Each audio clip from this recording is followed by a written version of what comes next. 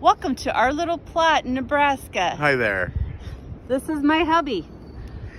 I'm the builder.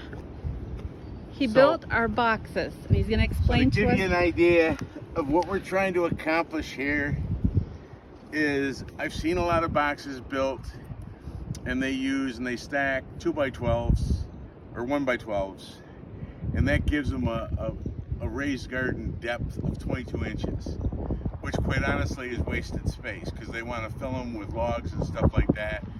Our idea is to make sure that we take care of the weeds and grasses that can potentially grow up through. So we're going to use a layer of cardboard. Then we're going to use a dirt mix that's been heated to take care of any potential weeds. So basically the way I built them to do that, because the recommended dimension is 11 inches to 12 inches high, and that just so happens to be the exact measurement of a 2x12.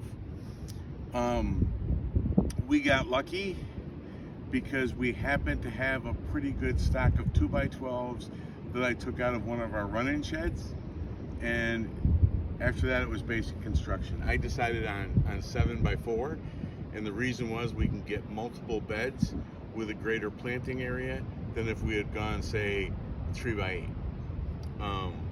What you see here are 2x12s that have been cut dimensionally 4 feet wide, 7 feet long. I cut off these 2x3s and used them for my corner posts, and the reason was because I wanted to make sure I got a really good seal and really good grab to make sure everything stays together. In Nebraska, the temperature varies between 102 degrees and 30 below. So you get a lot of expansion and contraction. I want to make sure I can hold on to that wood, and that's why I put the corner posts in. You can use angle iron, you can use anything you want, but this was a very economical way of doing it for us. And what we did was we built 5 4x7s, and then I had sufficient left over to build a couple of 4x40s. So that's what you see here.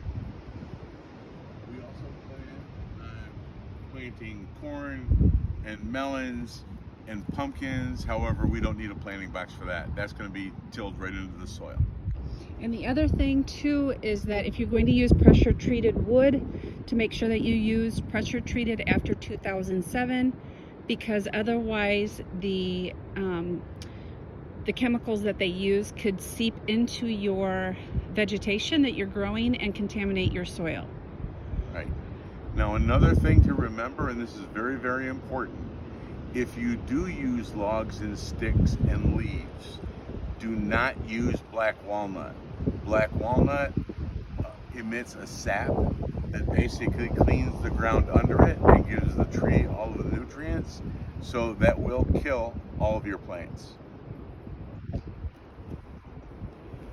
Thanks for joining us on our little plot, Nebraska.